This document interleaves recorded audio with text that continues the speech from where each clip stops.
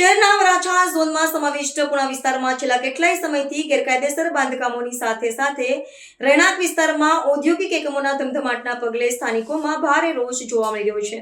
પુણા વિસ્તારમાં ગેરકાયદેસર ઇન્ડસ્ટ્રીયલ બાંધકામોને પગલે સ્થાનિકોમાં ભારે હાલાકીનો સામનો કરવો પડી રહ્યો છે। 24 કલાક ધમધમતા ઔદ્યોગિક એકમો અને ઇન્ડસ્ટ્રીયલ બાંધકામોને કારણે સોસાયટીઓના રહેવાસીઓનું જીવન દુષ્કર બની ચૂક્યું છે।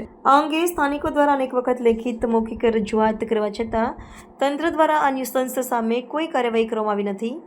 આ સ્થિતિમાં રહેણાંક વિસ્તારોમાં ઔદ્યોગિક એકમોના ધમધમાટને પગલે સામાજિક પ્રવૃત્તિઓનું પણ દૂષણ વધતા ગુનાખોરીનું પ્રમાણ વધતું હોવાનો આક્ષેપ પણ સ્થાનિકો દ્વારા કરવામાં આવી રહ્યો છે।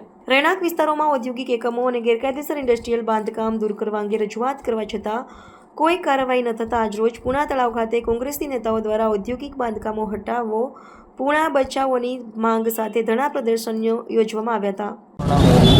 મારું નામ ચેતન રાદડિયા, સંતોષી કૃપા સોસાયટીના પ્રમુખ। જે આ વિસ્તારની અંદર જે કોટેજ ઇન્ડસ્ટ્રીઝના નામે જે આ બાંધકામ થઈ રહ્યા છે, તો પહેલાં તો આ કોટેજ ઇન્ડસ્ટ્રીઝ શું એ પહેલાં સમજવાની જરૂર છે।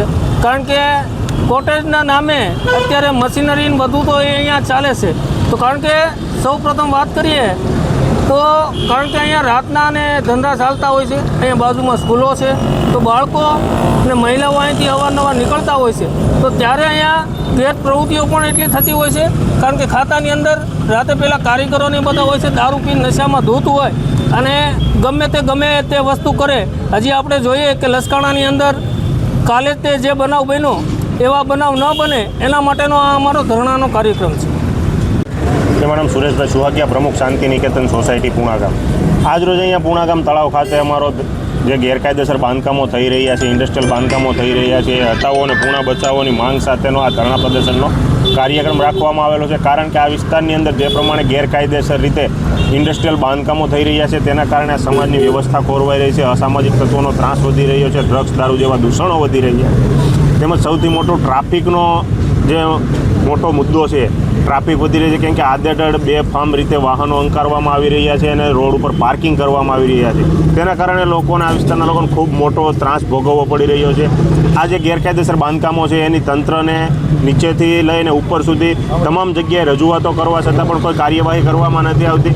મુખ્યમંત્રીશ્રીને પણ રજૂઆત કરવામાં આવી, મુખ્યમંત્રી દ્વારા પણ આદેશ આપવામાં આવ્યો, છતાં મુખ્યમંત્રીના આદેશને પણ આ અધિકારીઓ અને તંત્ર ઘોળીને પી ગયું છે। ત્યારે આજે આ ધરણા પ્રદર્શનનો કાર્યક્રમ અમારે કરવો પડી રહ્યો છે।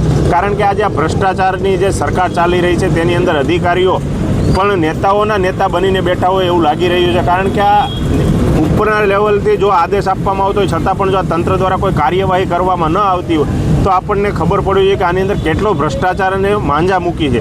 એટલે આ તમામ વસ્તુઓની માંગને લઈને આજ રોજ અમારો આ ધરણા પ્રદર્શનનો કાર્યક્રમ છે કે આ જેટલા પણ 2022 પછી બાંધકામો મંજૂર કરવામાં આવેલા તમામની સ્થળ સ્થિતિ મુજબ વિડીયોગ્રાફી કરવામાં આવે અને એની અંદર જેટલા પણ ગેરકાયદેસર અને પેડ FSI-વાળા બાંધકામો છે એને દૂર કરવામાં આવે।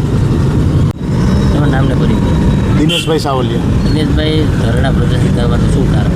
આજરોજ અમારા 2 કલાકના પ્રતિક ધરણા હતા। આ ધરણા કરવા માટેની એટલે જરૂર પડી કે પુણા, સારોલી હોય, સણિયા હોય સહિતના વિસ્તારની અંદર જે કોટેજ ઇન્ડસ્ટ્રીયલના નામે જે ઇન્ડસ્ટ્રીયલે માજા મૂકી છે, ગેરકાયદેસર રીતે પરમિશનની વિરુદ્ધ બાંધકામ કરવામાં આવે છે।